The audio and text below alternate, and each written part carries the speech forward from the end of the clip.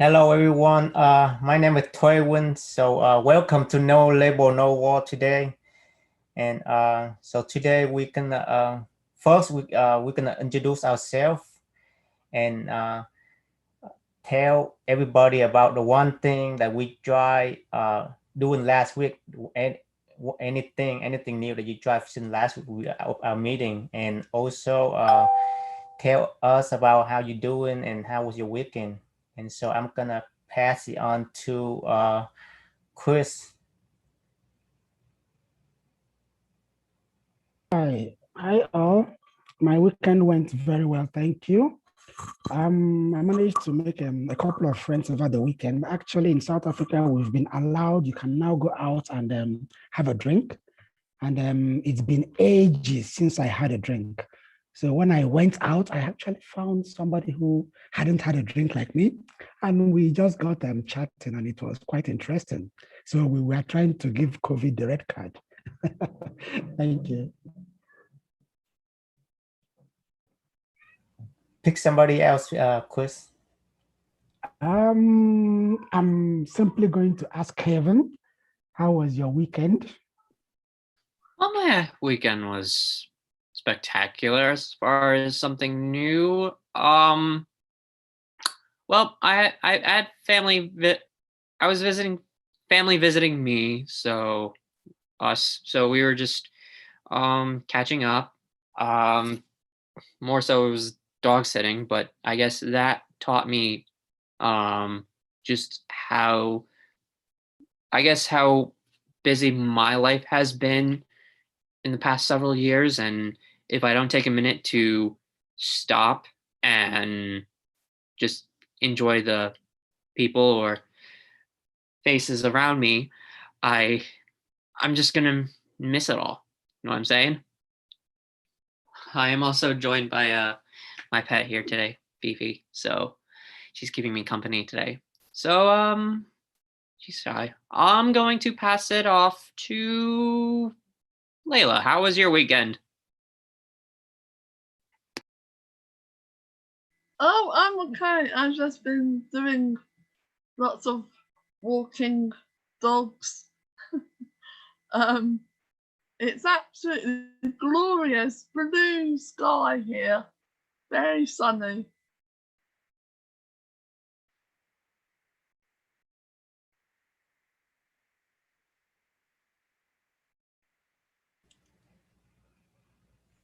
Layla, if you finish, you can pass it on to somebody else. I'm sorry. I'm so sorry. Oh, how horrible! I'm so sorry. It's okay. Alistair, sorry. Okay, thanks, Layla. Good to hear from you. Yeah, I've also, in the risk of being predictable, I've been out with family and dogs and all sorts of things at the weekend. I caught up with my in-laws down in Fife because I was allowed to travel for the first time in months and months and months. So that was really good. Quite emotional meeting folk after all this time. Something that I've done that probably nobody else on here has done over the weekend. I went out on my electric skateboard. There you go. I'll pass on to Mark. Hello. I had a busy weekend. What Alistair said, I spent some time with family. Good to catch up. I went out out in the garden for a bit of dinner. Had a barbecue at the weekend. Had too many of that, Cronus. Yeah, and I had a nice weekend. And I'm going to hand it over to Simon. Hi, yes, so I'm Simon. This weekend it was like 2 full days of gardening. So we're planning to see my mum next weekend, but this week it was just, I was moving trees around the garden and taking turf from one bit of the garden to another bit of the garden. So quite tiring, and work-wise, lots going on, but it was a funny morning. I talked to somebody who went to the same university as me in Edinburgh, but who was working in Barcelona, and we talked about basic income. And then I was on the Radio Sheffield, talking about neighborhood democracy and how we need more democracy in our cities. So it's been a very busy morning already. So I'm actually feeling a little bit tired now. And I'm passing it on to Yvonne.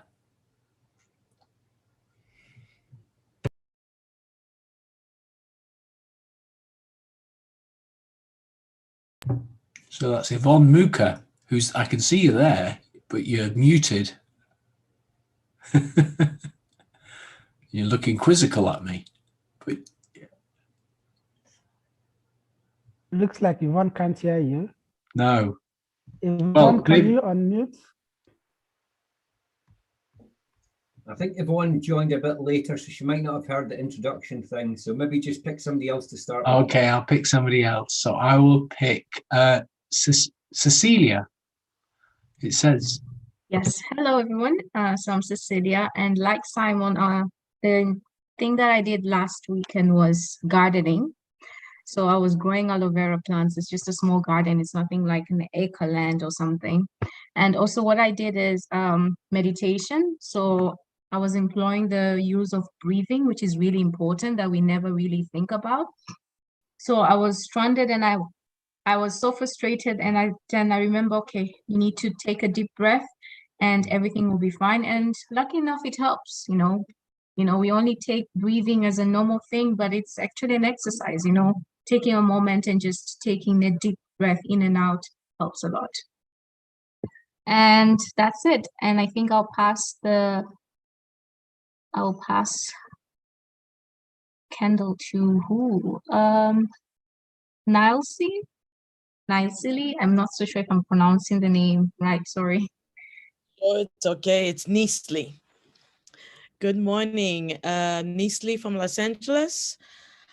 Oh, it has been a glorious weekend. Yesterday was a bit windy, and we're always very afraid when the wind picks up above 10 miles per hour because it also correlates to fire.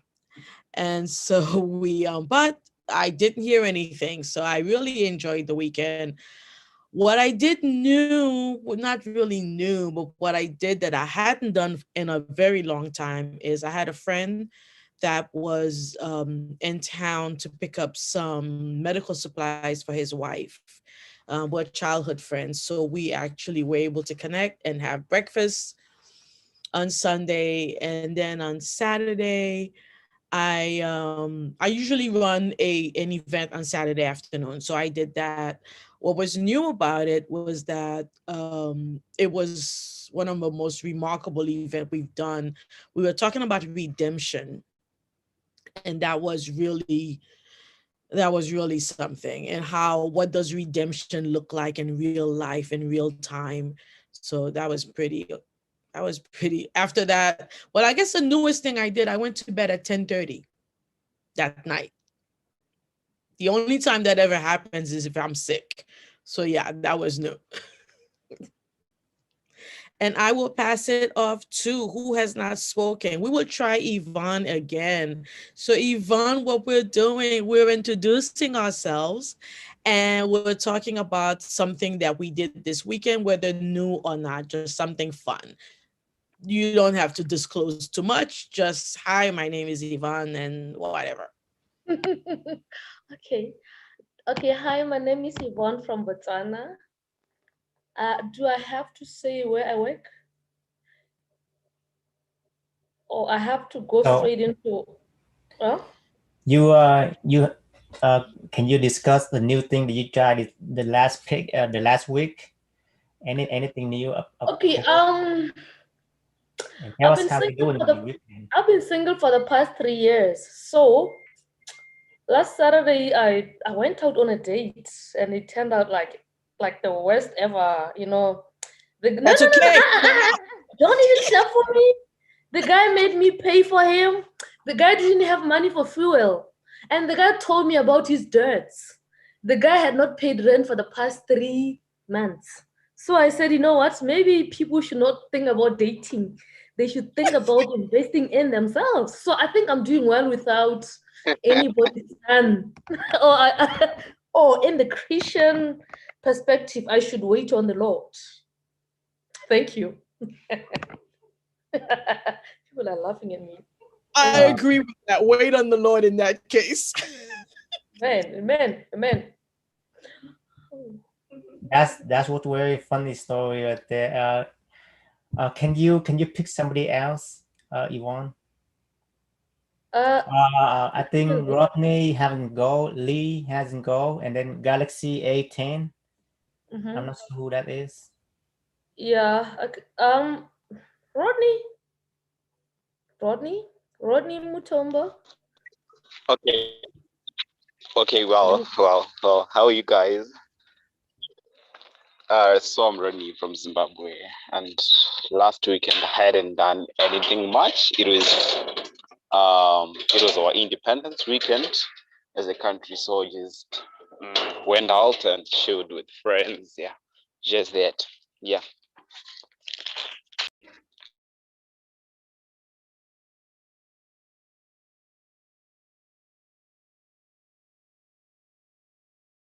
Rodney, please pick Rodney, somebody. Rodney, if you finish, can you pick somebody else? We have Galaxy A10 and Lee, Jiaqui Lee. If you can pick one of those two. Okay, I'll pick Galaxy A10s.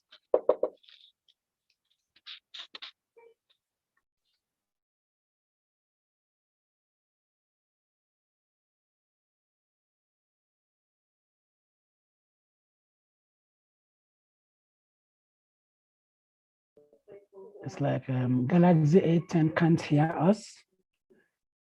Is that Amina in Nigeria?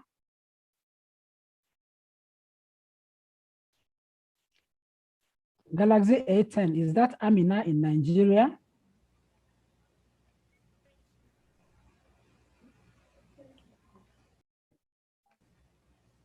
I think she's saying something, but we couldn't hear her.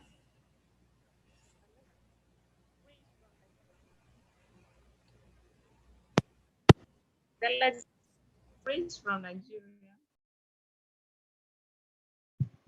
Are you guys hearing me? Okay, good evening, everyone. I'm Grace from Nigeria. Nice to meet you all. And I'm from Maiduguri, Borno State, Northeastern Nigeria. And I'm an activist against GBV. This is my first time of joining you guys. A friend of mine invited.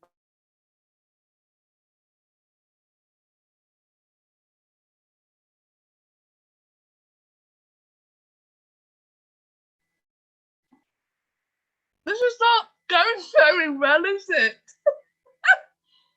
Oh dear. Is she out? I think her network is breaking. Yeah, I think her internet is. Yep. But she's Amina from Nigeria, Maiduguri. She's a GBV activist and one of the volunteers with Africa Observatory. Okay. Oh dear. Okay. So while we waiting for her, can we move on to Lee? How do you think we should move on to Lee? Okay. Lee, Mark, it's not doing very well, is it?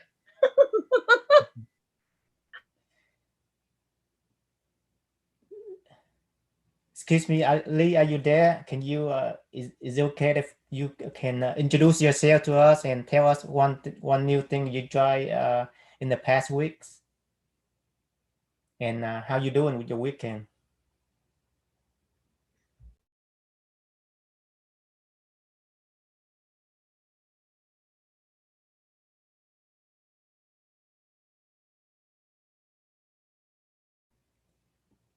Jay Lee, can you hear us?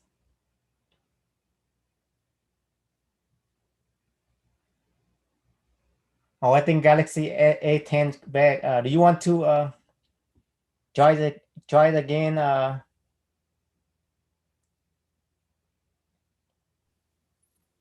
Okay, I think when people are entering, they can introduce themselves. My name is Markus Vähälä. Greetings from Citizen Network. I'm from Vantaa, Finland. I'll be hosting the stream going to Citizen Network TV today. So if you're not already subscribing, please do it today. I will put that info there on chat. So if you have any questions, any comments, you can also use the chat or just unmute yourself.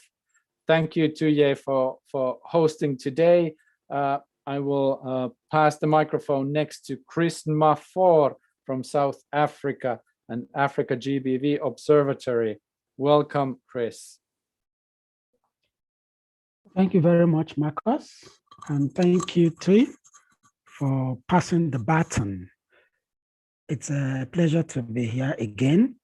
And I welcome all of you to our discussion on gender-based violence in Africa and in the continent as a whole. GBV Observatory Africa, we are a movement and a project at the same time. We are a movement in that we consist of activists, of people who want to see an end to gender-based violence in all its forms. We are also a project in that we do campaigns, we have a group of volunteers, and we intend to achieve a number of outcomes. So that is why we classify ourselves as both a movement and a project. But at this point in time, we are more of a pressure group, activist group, a group of people who report gender-based violence wherever it is. And together we put our hands to campaign and to support each other in the fight for against gender-based violence. We would like to begin this discussion by pointing out that the gender-based violence is nothing new, and it is not region-specific to Africa per se. Violence against women and children has been as old as human existence. And among scholars and philosophers, they have managed to term it gender-based violence. So many people begin to think, is it violence only against women? And we keep saying gender-based violence occurs across both genders. It affects men, it affects women. But because of the preponderance of gender-based violence, because of the frequency, because of the nature and the extent of violence against women in particular, it has now become synonymous. When you say GBV, it's violence against women. But those are semantics. My name is Christopher Mwafo. I'm also the Africa coordinator for Citizen Network. I live in South Africa. I'm an agricultural economist by training. I'm a civil society sector manager. I support a couple of nonprofit organizations in program advisory and fundraising. I am also a citizen networker. I try to put things together. I consider myself something close to a social scientist. Apologies to philosophers like Simon. Having said that, I'd like to introduce a couple of my colleagues, although they have introduced themselves earlier.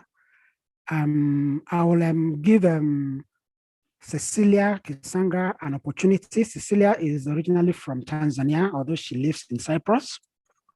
I will also give Yvonne Moka an opportunity. Yvonne is a gender-based activist who lives in Botswana. She also does a lot of blogging around gender-based violence. I actually met her on blog, and this is actually the first time I'm seeing her face, even though we have been chatting with each other. Rodney Mutombi. Rodney, unfortunately, we are not seeing your face, but Rodney is in Zimbabwe, very close to me. I stretched my hand in South Africa across the border into Zimbabwe. I can touch Rodney. Rodney is the director at Women Empowerment Trust in Zimbabwe. We are going to be doing a couple of projects together. Amina Galaxy 10 is in Nigeria. Our tentacle is spreading. At the moment, we have volunteers in 10 countries, but technology is still an issue. A lot of people have wanted to join this conversation, but haven't been able to. Okay. In South Africa, as a starting point, gender-based violence has become something close to a pandemic. Unfortunately, South Africa is classified as the rape capital of the world. This is not something we should be proud of in South Africa, but it is the reality of life that women and children are at the forefront of violence. It has become classified as a pandemic, and the government is putting in measures to fight gender-based violence. So many things have been happening, and people tend to think it is because of the issues around apartheid, issues around oppression, issues around colonialism. These three issues are considered to have made violence a key way of settling issues between people, amongst genders, and in politics. So this has trickled down into relationships between men and women, between boys and girls, and violence now seems to be the only currency with which you can settle any issue of any sort.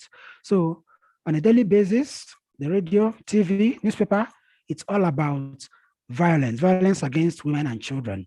And we want to be able to take a stand and say, no, this has to stop. We want to learn from other continents where these things have been an issue, and we want to bring interventions that have been tried and tested, things that protect women and children. It is said that the strength of every society depends on how the weak and the vulnerable are treated. We consider the women and children to be the weak and the vulnerable ones, and we want to make sure that society strengthens them and protects them. I will allow Cecilia to also share some experience she might have, both where she currently stays and from Tanzania. Cecilia, over to you.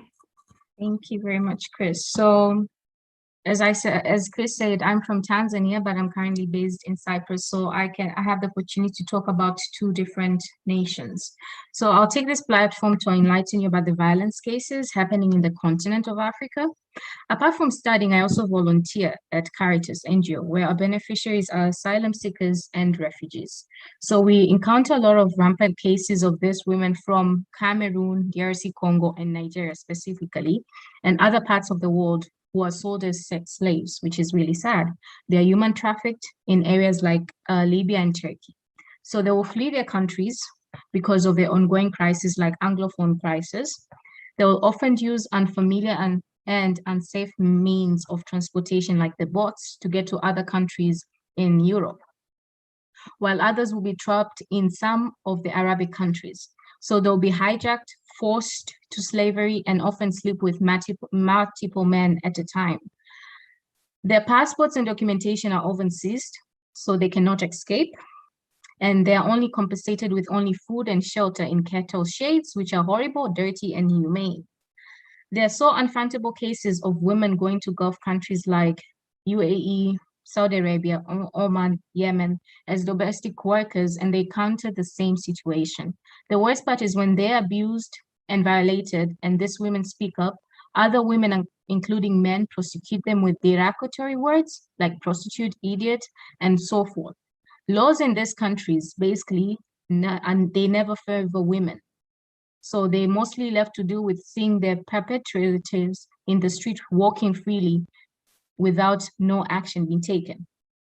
And when it comes to men, because I only emphasized on women, men are mostly enslaved and they're forced to labor. I would like to take you on a brief history. This is something that has been happening in less than a year. So we have countries like Liberia. In Liberia, it has declared itself as an emergency state due to the uncountable number of rape cases on girls aged from infants, toddlers, to teenagers. That's age 0 to 18. And this happened last year. In DRC Congo, young girls and women are gang raped, slaughtered at their homes due to the instability in the country, which has been rampant and has been prevalent for over years right now. Children are exploited and are forced to work in mines for minerals like cobalt, which is used to manufacture the phones that we're using. Since 1996, it's estimated that over 6 million civilians have been killed, and mostly are women and children, which is really petrifying. And the world is still silent. Women were protesting and causing a movement called Congo is Bleeding. We have Namibia. Gender-based violence where women are raped, sexually abused, and killed.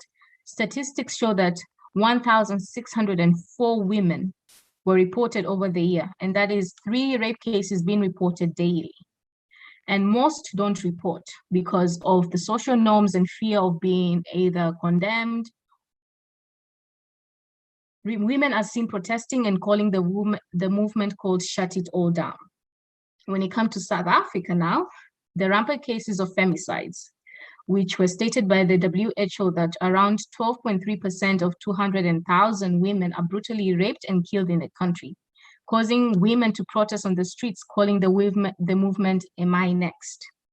In Ghana and Ivory Coast, there's also rampant cases of child trafficking, and this is both girls and boys.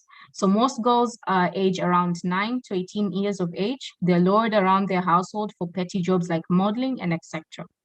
In Tanzania, where I come from, we have slut shaming and catcalling. So catcalling is when men shout these flirtatious names or slurs on women walking on the streets, like, hey baby, you look so sexy, and often tend to touch women's lower and upper extremities without their consent in public areas. This is embarrassing and demeaning, and there are no laws that apprehend men like this. We also have jungle justice that most people are unfamiliar with, especially in other continents, in cases where civilians take the law upon themselves. So we have cases of women either caught stealing or working with enemy state or an opposing political party or a different religion. They're taken out in the open in the street or in the jungle, and they're shot or mercilessly fired or slaughtered with no justice or no panel of lawyers. And this is really inhumane. And this is a few of the examples of gender-based violence that happen in the continent of Africa, but there's a lot more. Thank you very much, Cecilia. Cecilia has provided us with comprehensive statistics, examples, information that is chilling, to say the least. And let me call on Yvonne to give us a little experience, especially as she has been a blogger on GBV. Yvonne, would you like to share just whatever you might have? Thank you very much, Chris. I work for the BBC Africa, but I'm also a freelancer for a variety of newspapers in Botswana. And my focus is social justice issues. So, you know, when I was busy doing my human rights stories, I got to realize that no one was covering gender-based violence issues or stories.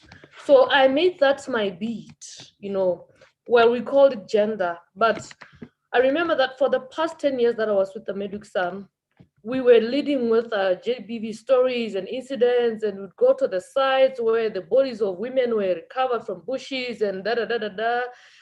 We call them passion killings here in quotes, you know. But I ended up starting a page called End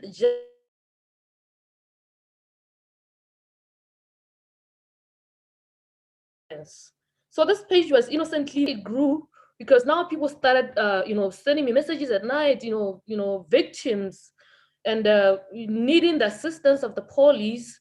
So during the outbreak, like when Corona hit last year, it was bad because now women and girls were stuck in the houses with these abusive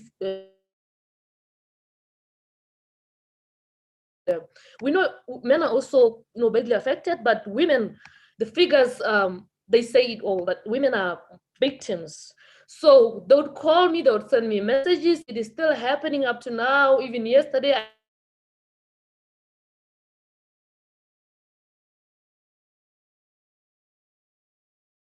show you the person that I'm with. But just yesterday, she's my friend. I'm gonna do this to you, and then I'm gonna leave you. I'm packing all my bags. So this has been my life now. This is my new journalism. So what we do is I'm saying we, though I'm doing this alone. I work with the police. You know, I call them to the scene. The girl just sends me a message or an inbox, and then I call the police. I link them up with the police. They rush to the scene, and then they arrest this perpetrator. And then I also engage the churches because it has now taken form. The movement, it has taken form. I get invited to radio stations and on TV. I write GBV stories, and I invite victims to share their narratives, and also engage other journalists to write on these stories, but ethically. So yeah, that's basically what I'm doing in Botswana. So thank you very much, Chris, and your team for having me on board. Thank you. Thank you very much. Leila, I see you raise your hands.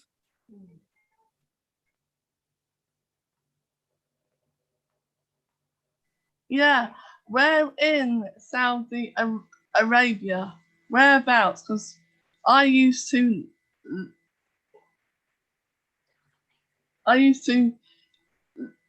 live there. Saudi Arabia. I'm in South Africa. Whereabouts in Saudi Arabia?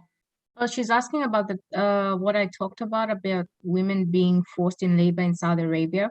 Yeah, where I can't really say exactly where exactly, but in Saudi Arabia.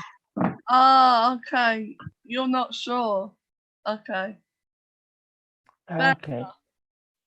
I'd like to welcome is that Chika? ITEL A58. Can you unmute and introduce yourself?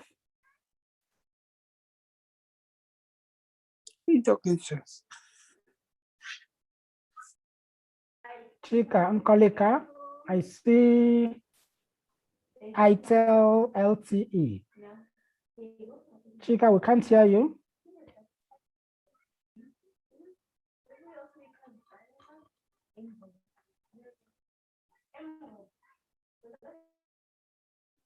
Marcus, can you unmute Chika? LTE, ITEL.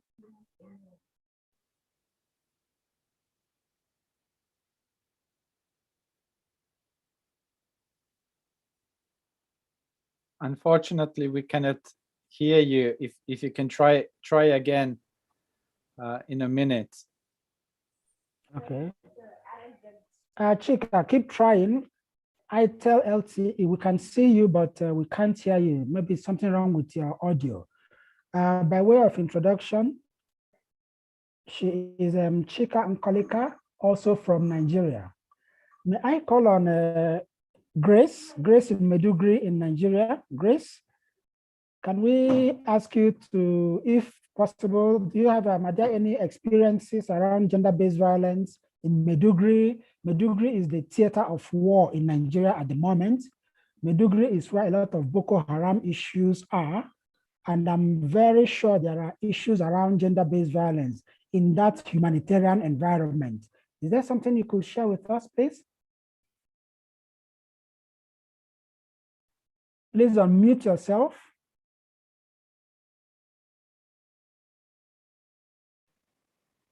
Yeah, there is. I thank you for having me here. What am I? Okay, as we all know how Maiduguri is right now, some people call Maiduguri danger zone. Some people don't even want to go there because of what is happening in Maiduguri right now.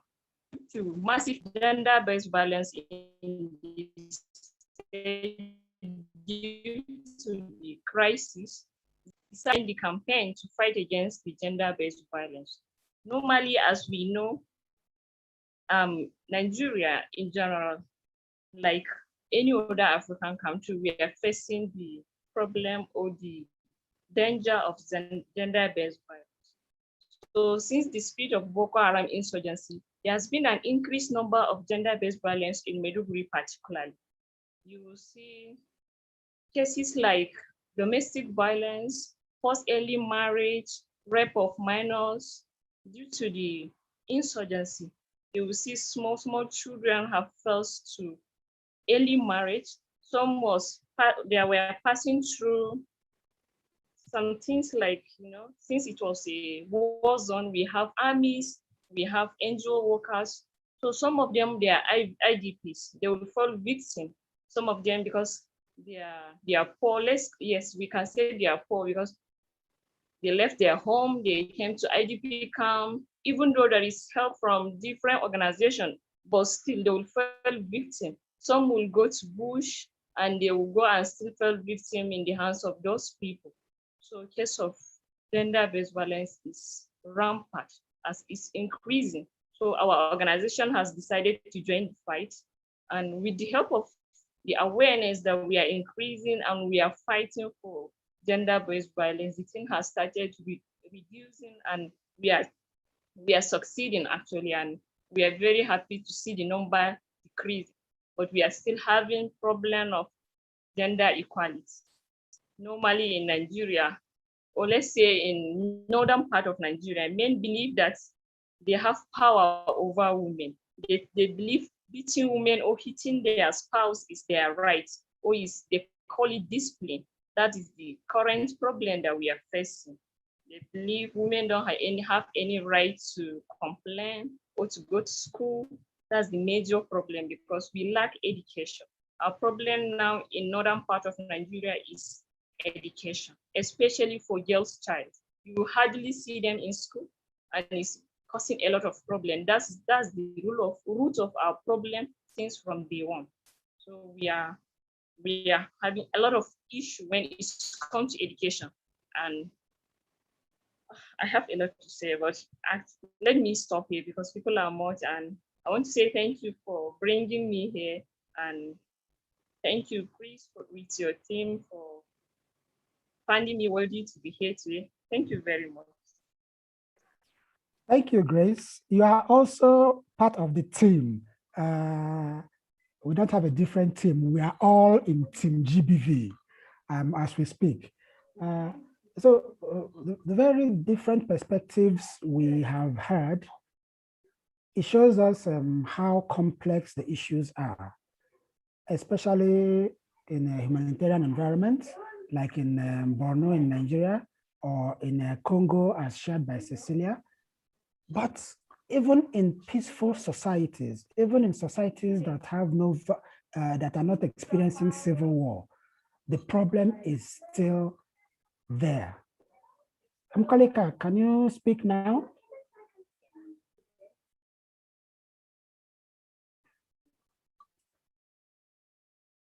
Mkolika, I'm sorry, your audio is not coming through. Okay. What I'm going to do now is I'm going to ask any of the participants, not those who are in Africa. I'm going to ask any of the participants if they have had any experience of gender-based violence within their societies, whether you are in the US, Nicely and Kevin, whether you are in the UK, wherever you are, what are your experiences regarding gender-based violence where you are? Anybody, feel free, raise your hand, take it. What experience have you had of gender-based violence wherever you are?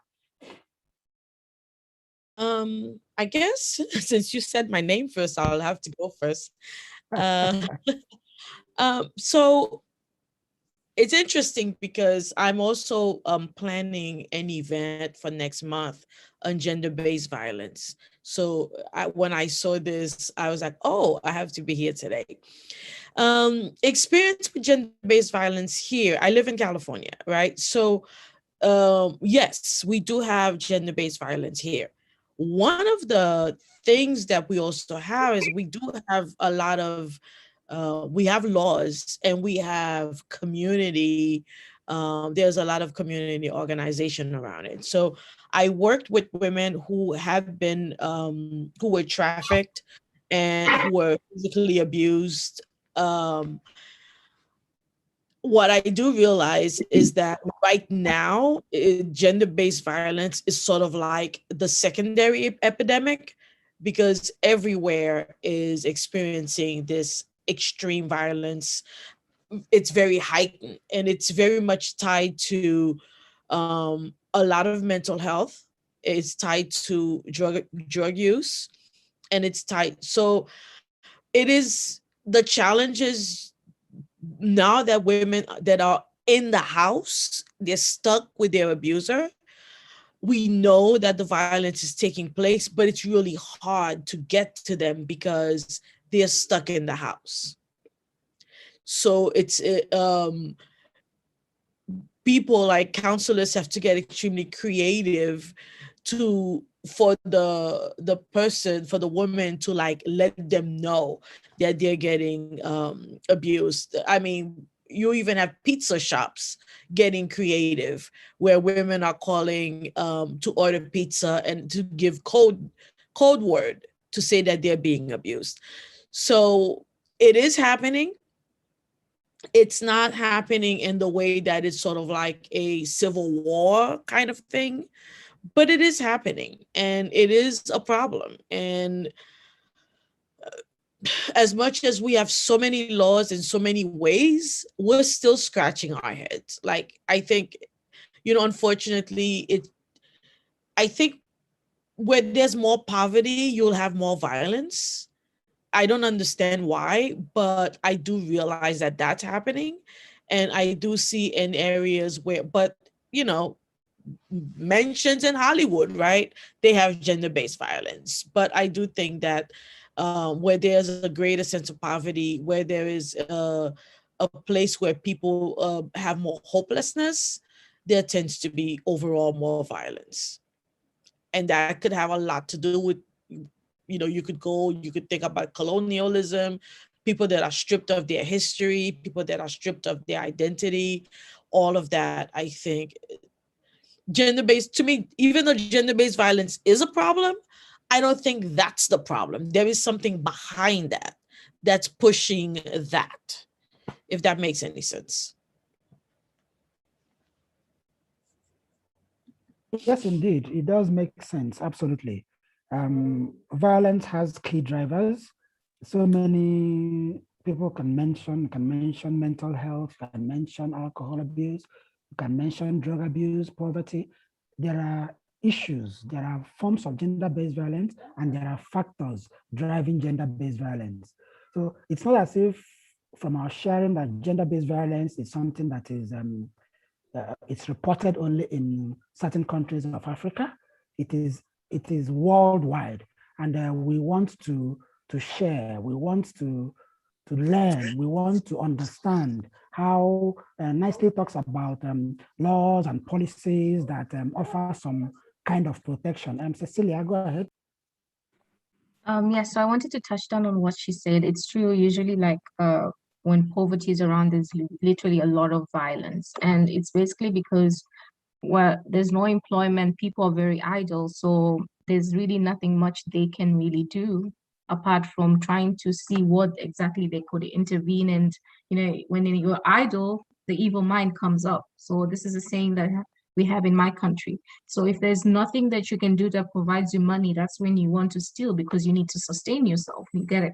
So most of the people doing violence, because people kill for something, they kill to get paid, or you get it. So it's not because they want to, it's just because of the situation that is happening within that country. And then Tui asked a question about if the government is intervening and what exactly we as individuals are doing. I can't really answer about the government, but I'll answer as in me. So I, with my organization called Sakonsa, we are trying to make campaigns which are going to be based on gender-based violence. So it's something that's going to be globally. We want to start first with in Tanzania, like the nationwide, then go globally. So we're going to have people talking and see how we can help and change the social norms, because social norms is also a problem. Like how Grace said, we have cultures apart from religion. We have religion and cultures where men are dominant, so women always have to be subservient and always have to comply. So we're trying to make a way in which, make campaigns in which women can elucidate their voices and speak up. I am also teaming up with two amazing girls, one from Namibia and another one from South Africa. and we have a campaign called Silent Soldiers. So we want to start a website and application where we can hear out voices of victims and survivors of gender-based violence. Because either way, we do have people who have gone through a lot of problems and challenges, but they don't have a place to voice out their challenges because of how the society kind of caters them and how the society looks at them. So we're trying to create a platform where people can talk about what they went through, so that can help somebody else, or where they can share and their voices will be heard. And we're also planning to, in this platform, we can have other people who can help, which is like the law, psychology, because, you know, mental health kind of really involves in that sector. You get it, most people survive, but they survive physically, but they don't survive mentally. So we're trying to provide a platform where it caters everywhere in different entities, and it is a multifaceted approach. So apart from being holistic, but we also provide other different approaches which can help. Thanks, Cecilia. I'm just looking at something Marcos shared. We all applaud and consider Finland and the Finnish guys the happiest people in the world. But Marcos also tells us that there's a lot of violence in Finland. So does it have to do with poverty, actually? Is it a question of a humanitarian crisis? Is it something that is only happens in the war-torn areas, just like Grace has shared in Maiduguri? We see gender-based violence in war, in peace, in prosperity, in poverty. What then is the issue? You know what I was just thinking, as Cecilia was just talking, does it have to do with the whole setup of patriarchal society? Because I've been thinking about that quite a bit, because I've been working with so many people. It's like, what is behind this? There are people that are poor. They don't beat up their wives, right? There are people that are eating, you know, dirt cake that don't rape children, right? So what is it? I mean, I say it's a demon, but I say it's a demonic spirit. But, you know, some people may not understand that language. So what is the language that we need to use to understand it? Sorry to cut you short, but yes, I would agree with her. It's actually the demon. I always say that, but because we're living in a world where we have to put our words in the right order. So I would say it's the patriarchic domination, but where does it come from? You get it. We all know where it comes from, but I would say it's really the demon. We'll explore that angle. Let's, Alistair, you raise your hands. Yeah, I was just, I've had some women disclose abuse to me, both women with disabilities and without. So I work with people with disabilities, and one of the things that I always think that it's a key feature is the answerability. Do you feel that you're going to be trusted, believed, and somebody is going to actually act on it? Because you can, the number of people that I have known who have had horrible stuff happen and they've tested the water with somebody, and when they don't get an answer that shows that somebody's going to take it seriously, they just shut up like that. So it's not, it's about having a voice to me, and it's not about that thing about whether you're rich or poor, and whether you're alone, whether you're surrounded by people. I've had somebody who was surrounded by hundreds of staff, living in a group setting, disclosing abuse, and I had a very fleeting, passing, connection with her. So it's not like I'd taken years to get this information from her. She felt safe that I would listen and I would do something about it. And that's the thing. When I had a colleague who also disclosed to me, it's are you going to take any action? So it's the powerlessness is what I see. And that can be regardless of, there's lots of things of power, and somebody who's going to be prepared to take that action, even if it means speaking out against the system, if it means, going along with the person. And I think we just need to be able to trust the people around us more, because otherwise it's just lip service, and people need to feel safe, because this is a big leap. disclosing something's a big leap, and the consequences if it goes wrong, like if somebody's trapped with somebody who if they don't see the alternatives, like one person had a they had a child and they were saying, well, where am I going to live? Well, part of the issue is about if you go to a women's shelter, it might not be perfect, but longer term things are going to be better for you.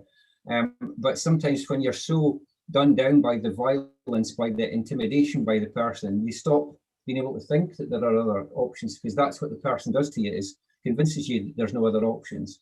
So I just think we need to surround people with people who are brave and people who will help you to make those connections and to move things on. That's just one of my observations. Great. That's good. So there are so many issues, there are so many things that can be discussed, there are so many angles to it: religion, power, war, poverty, so many. But what kind of shared action could we create?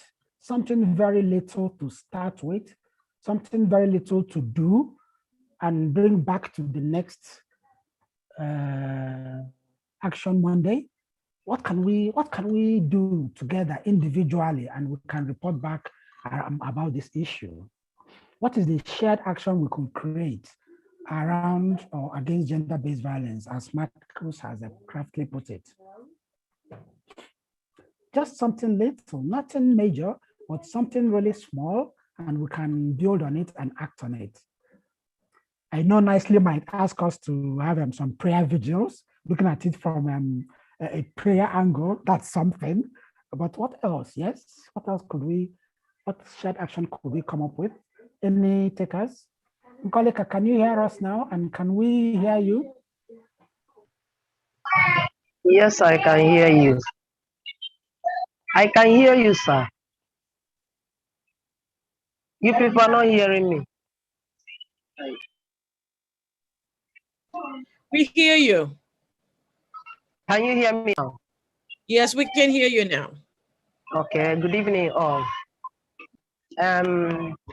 As we are talking about gender and also all the things that our children are suffering, the thing is that what we're supposed to do, we have already talked about in terms of prayers or something like that, very good.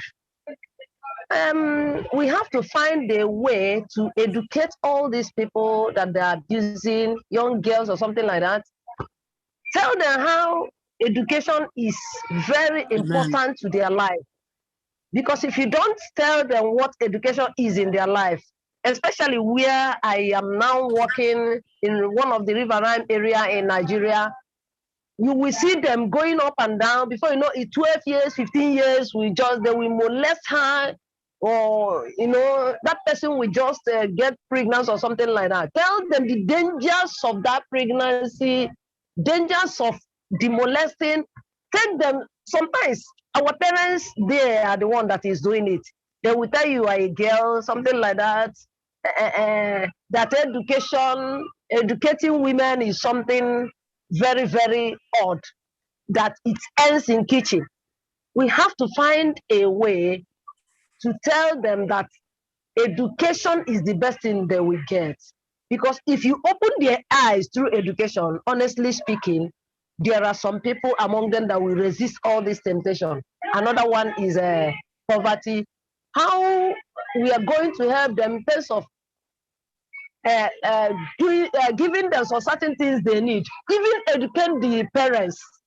Because if you can educate the parents and if you them, do something, one thing or the other to them, so that they will be earning daily, something like that, I think the person will be happy to withdraw his or her children from this molesting and the danger of this gender as we are talking about. I don't know that whether you people are getting me. Yeah, so that is the thing. I basically land on education. Another one is how to equip the parents, give them something to educate them on one business or the other. As I river open their eyes to so many things that if they get money, if they can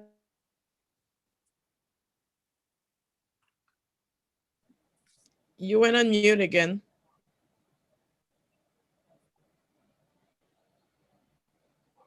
Unmute. Hello? Hello? Simon, There you go. Yeah, Simon, you're back. Yes, Nkoleka, we've heard you. Thank you very much. You follow the education and poverty angle. Thanks a lot. Simon and Yvonne. Simon first. And Poppy. Yeah, so the Center for Welfare Reform is the organization I run, which is a think tank. And with Marcus, we also run Citizen Network, which is a global cooperative. And I thought one very simple action, I mean, people like Yvonne and Cecilia are basically journalists or publishing things. And it's maybe a small thing, but we'd be very happy to share articles, publish articles on websites that we have that have good traffic, include things in newsletters. So, I mean, I think there might be a value in just sharing some of these stories beyond Africa, but also that'll feed back to Africa because we have people visiting our websites and our newsletter in Africa, but we'll also connect to a global audience. So it's just an invitation. If people want to write something, even summarizing what Cecilia or Yvonne was talking about in a short article, is something we would publish. So great. Yvonne? Yeah, I agree with Simon. Let's continue with the dialogues. Let's continue the conversations in the continent, in the region, and let's publish material from across the continent and outside the countries, and let's just ensure that there's information so that when we challenge the status quo, we've got information to back that up with. So I think we can go on and you know, say that when we talk gender-based violence, we should not leave men out. You know, a lot of women are being empowered, but men are being left behind. So let's get together, let's empower the men and let's empower the women, let's empower the boy child, how young men grow up, you know, because it ultimately shows when this man becomes an adult. You see that an empowered woman like Yvonne, who is a corporate, is with a man who doesn't have, you know, the stand, and then his masculinity is going to be challenged. It's going to lead, and this is Africa. Come on, guys, this is Africa. A woman is not supposed to say a word. You know, this is culture saying you are, you know, you are advertising your business in the public or in that language. You are airing your dirty laundry in the public. So let's empower both men and women. I'm interested also in getting stories and interviews, guys. You know, give me your stories, give me your interviews. Let's just do this thing. We can even come up with a booklet. Yeah. I like the sound of that. Nicely, any last words?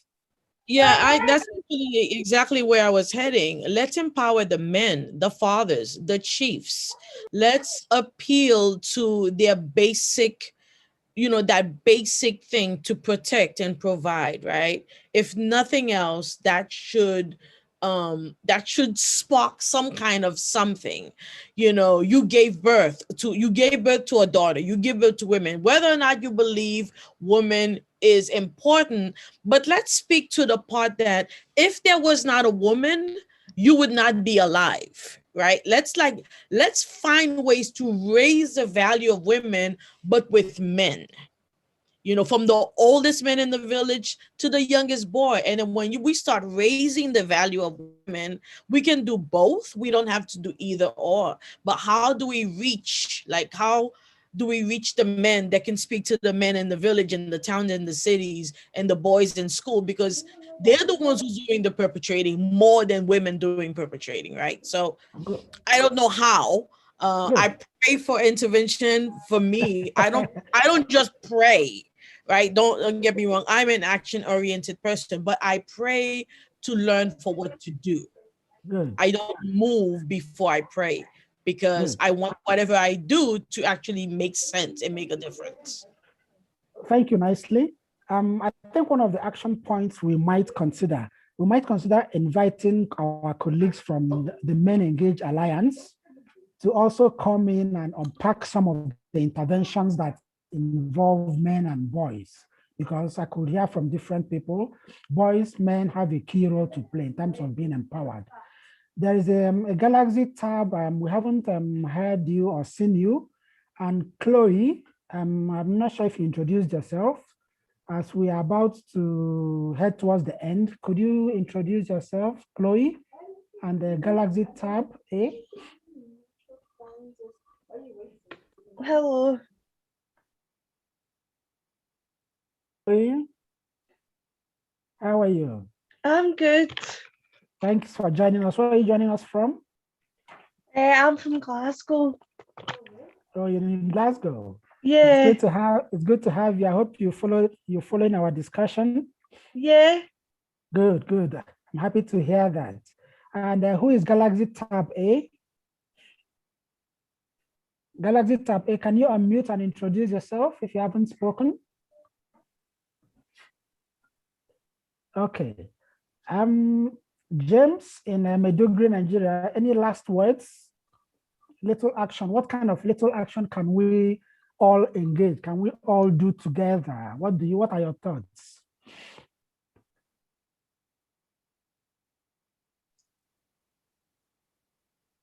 So sorry, guys. Poppy's been trying to come in for quite a while now. Okay, we can't hear James.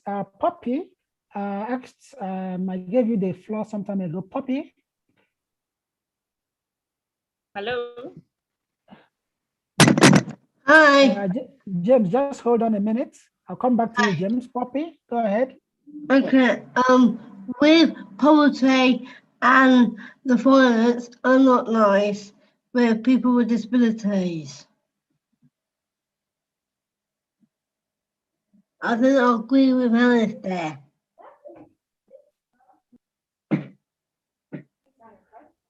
There's also the angle of violence against people with disability, people who have speech challenges, people who, all kinds of disability.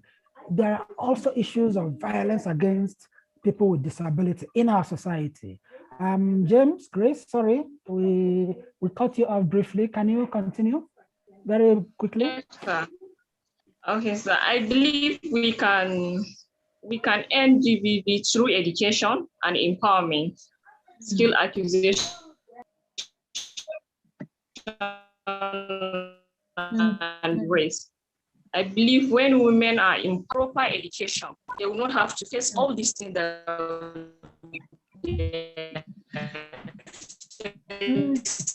because if you look at the rate, most I didn't say that some are, all of them are not educated. No, some of them are educated, but some are not educated. This is what I observe from the place that I'm working, from people that I'm meeting. Because if we empower a woman, we give her a weapon.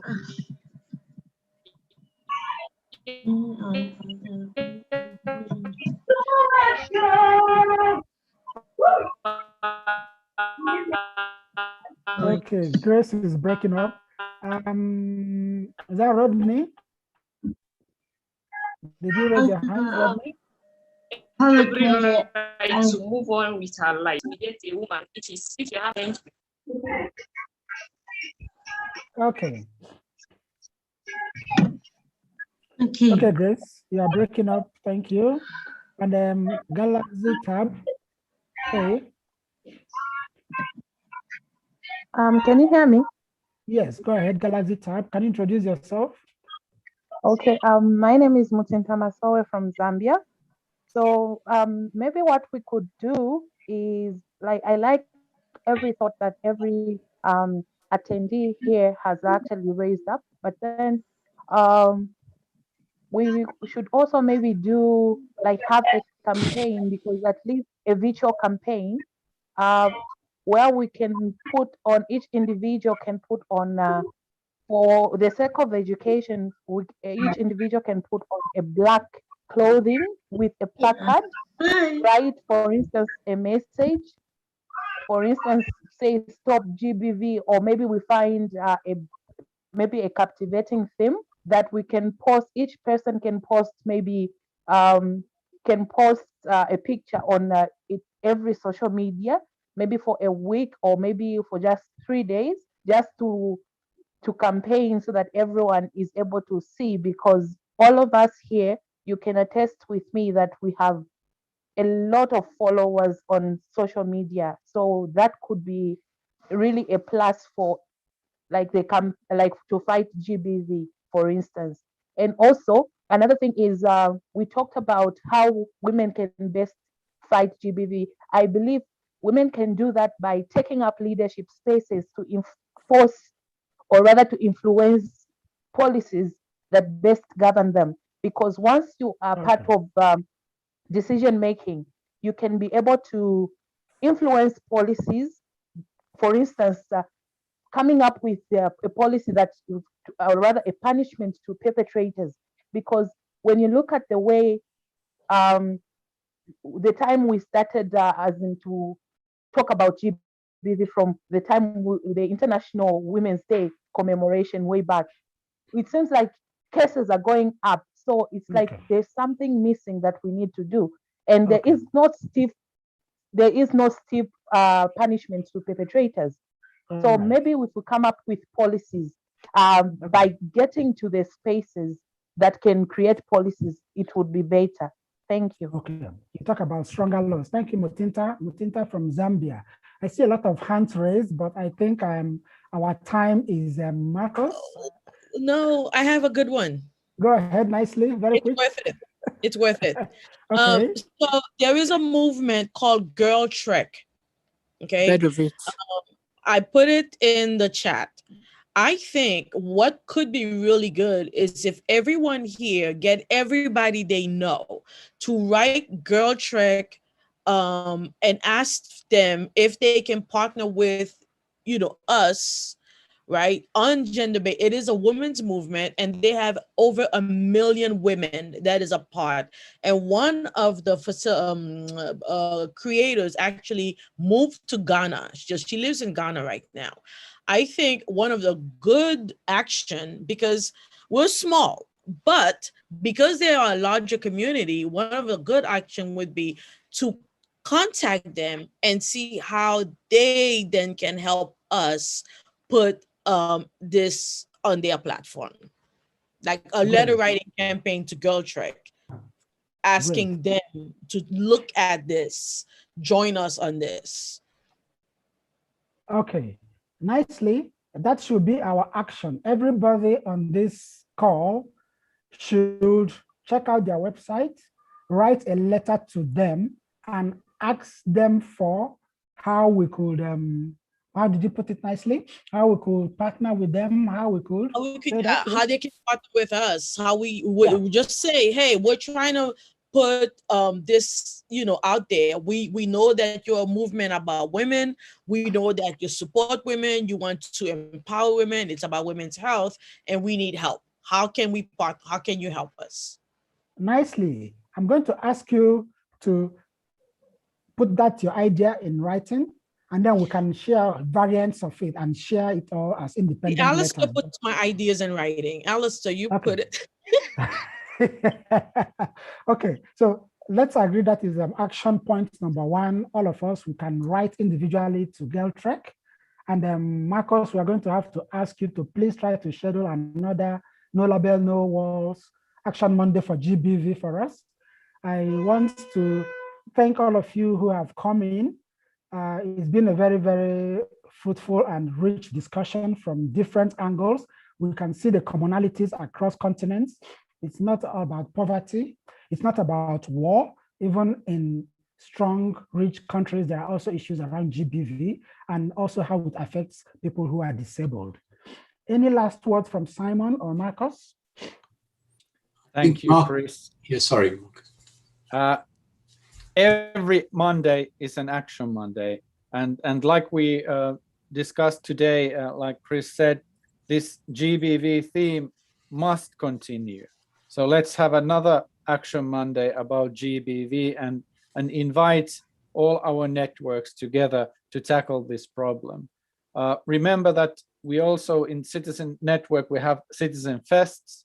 The next Citizen Fest is starting next month in Sheffield, Festival of Debate. GBV is a debatable issue. It's an action issue. Also, we are having Citizen Fest this year in Cincinnati, in Helsinki, in Los Angeles, and in Scotland. So let's take this theme to all these Citizen Fests together. And next week, we have a very interesting organization and action from USA, Starfire. Can you tell a little bit more about Starfire, Simon? Yes, Starfire, based in Cincinnati. They are one of the most inspiring organizations that I have come across. They work primarily with people with intellectual disabilities, but a few years ago, they decided to move away from everything to do with institutions and centers and help people really become part of their communities. So this will be something that will be lots of people find interesting because they have some very interesting approaches, but Leela and Poppy and Michael and Mark and many of us who've worked in this field, I think would learn a lot about some very creative approaches to working differently in community, not thinking about services, but thinking about people as citizens with a place in the community. Simon, what do you mean by intellectual? Intellectual. You know the word learning difficulty or Yes, I do. Yeah, so different countries use different words, even when they're speaking English. So in America, they don't say learning disabilities, they say intellectual disabilities. Fair enough. and they say in Europe the same, and so I get a bit confused. I work more there than here. Sorry, so we are the only country in the UK that says learning. We are actually the only country. Like many things, Leela, Britain has its own language and refuses to conform with other people's norms. Yeah. Thank you very much. Right, okay. I will look forward to it. Okay. Thank you, Simon. Thank you, Leila. And Tuyay, you have the privilege of choosing the next week's host. Who will host the next week's Action Monday, Tuyay? Thank you, Marcus. So the two person that I saw from the last 2 weeks was Kevin and Neasley. I'm not sure that they will be. Any of you will be able to host next week for No Label, No War Action Monday?